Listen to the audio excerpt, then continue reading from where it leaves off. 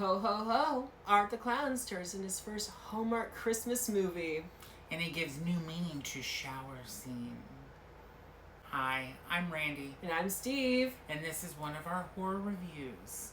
Actually, it's day 11 of our 31 days of Halloween horror.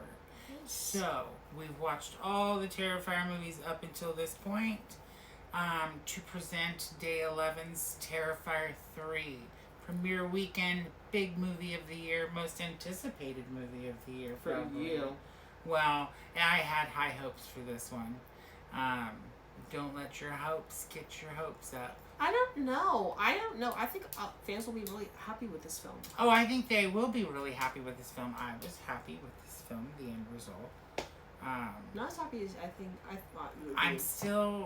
I'm still processing this movie.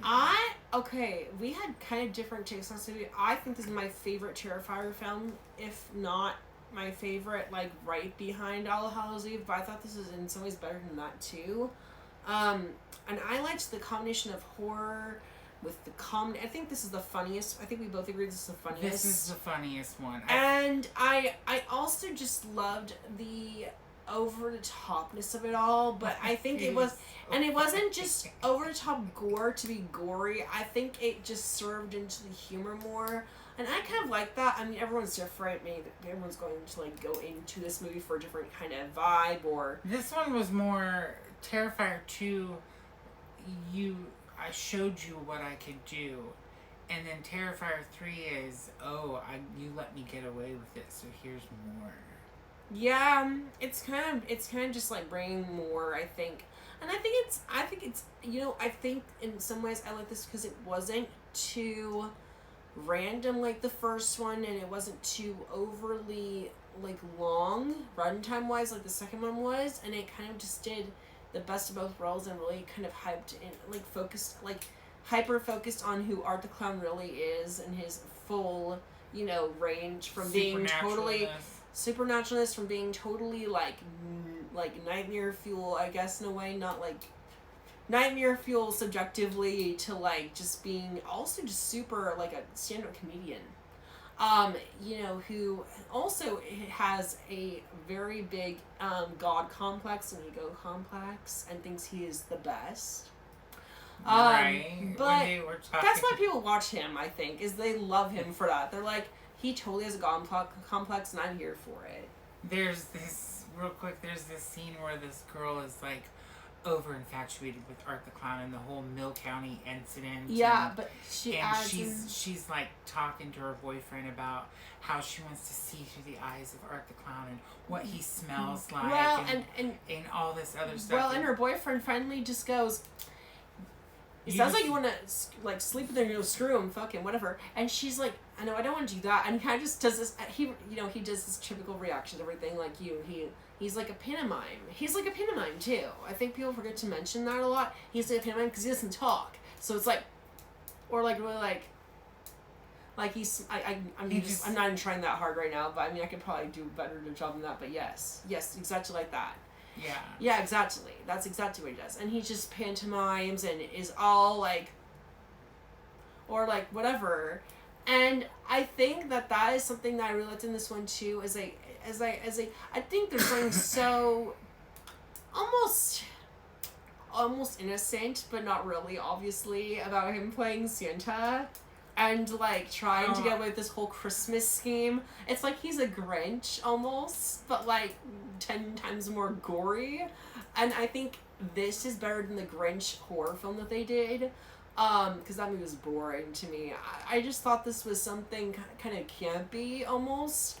But I liked it. And I also liked, again, I liked in this one, too. I liked seeing it as a final girl, if not just as much, if not more than she was in the second one. Because they also gave her the, trauma and the PTSD, and they made you feel for her character more on a sympathy level with the things they do in this film. With her seeing Art the Clown everywhere and kind of questioning herself, and I like that. I always like how final girls deal with PTSD in sequels of horror. I think that's such an interesting concept to me. I loved Halloween 2 for that, Halloween H2O for that. I like seeing stuff like that in sequels. And I think they did a good job with this character. I think that Lauren, I can't remember her name. Lauren, I know that's her first name. She did a great job with Sienna, and I really liked seeing her kind of go into that in this movie. And I love the little girl in this movie too that's supposed to play her half sister or whatever. I think it's like her half sister, her cousin. I think it's her cousin. It's like a cousin or half sister. Yeah. Well, yeah, it's her cousin because it's her mom's sister's daughter. And her mom's dead, and so they talk about that in this movie. But yeah, I don't know. I liked the fact that it took place on Christmas. It's the first Christmas Art the Clown film too. I mean, it just does different things. I think that Santa mask he had was so awesome. It's creepy, but because it's creepy, I think it's so awesome because creepy to me equals awesome, not really like nightmare fuel. So I liked the fact it was like this vintage kind of Santa mask. We get flashbacks with her and her father, so we finally get to meet her father, which is played by Jason Patric. Yeah. Like from Speed 2, Cruise Control. Yeah. Old actor. Oldish. Oldish. Whatever. Yeah. Whatever with oldish. Yeah. But we also get, there's a few scenes with her brother. Her brother was, I think... Underused, I guess. Underused in this one. Should we go into spoilers? Sure, we always do. And by the way, we always do spoilers, so kind of expect that with these reviews, unless we specify in advance that we're not doing them. Expect that we're going to do them for brand new movies. We'll just do a few spoilers. We won't spoil the whole movie. No, we'll just kind of go into some. But there is this, We'll go into some though. We'll go into some. So spoilers, if you don't want to know, shut it off before you see it. Anyways, and like and follow before you shut off. Anyways, but there's a scene with Jonathan. Like, did Art the Clown really kill him? Like, was that really Jonathan's head? Was it? I don't know. So that's one thing I have to question. People kind of already said that. People think that he's dead, but I'm not really sure. And I'm not gonna. But he was killed off screen. He wasn't necessarily killed off screen. He might have been. He might have been killed off screen. If you see the movie, you know what we're talking about. If not, then I don't want everyone to be like, oh, he's dead for real. And I'm not gonna go into what happens, but you wonder if he's dead. Yeah. Just a really random thing. But Jonathan was underused, but at the same time, Jonathan was never one of my favorite characters, so I'm not like super bummed about That's okay. And real quick, I'm glad they brought back the sword at the end. Yes, me too. I think it was brought back and also in a really good way too. Yes. I thought the way they brought back was really good. And the ending scene, it had a good for her moment. It had a good for her moment, which I liked. Yes. So I there's a lot of supernatural elements to this film. You'll just have to watch it to understand it. But it's pretty kick-ass. Let's just say Art the Clown survives for a fourth one. Yeah, and the ending's kind of funny. Yeah, the ending's kind of funny. And also, for people that know the Ninth Circle short film with Art the Clown, then you'll be happy to see a very small little nod to that in the very end of this movie, with a woman on the bus, and that's all I'm gonna say about that. Oh, and real quick before we run out of time, I want to talk. I mentioned the shower scene. Yes. There is. If you everyone mentions it. If you remember the bedroom scene from number 2, this is the bedroom scene from number 3. But it is the shower scene. And it is fucking whack.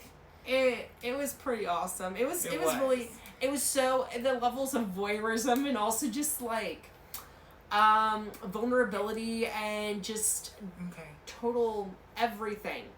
Yeah. Insane. So anyhow, like and follow for more and go watch Terrifier 3 if you can bear it. Real quick. Enjoy the holiday season with this movie. Kick it off. Warning, there is Get your Christmas cookies milk. Warning, there is a scene with children getting blown up. Blown up. Like, not like super visceral, but the idea of it happens. Yes. You don't see a whole lot, but it's the concept of children. So if that bothers you, don't watch this movie. Exactly. If anything children-related bothers you, don't watch this one, I think. But yeah, day 11 of Halloween Horror is Terrifier 3. Check it out in movie theaters now. Yes, like and follow for more and comment if you want. We always reply back. Yes, indeed. All right. Take care. Have a good night.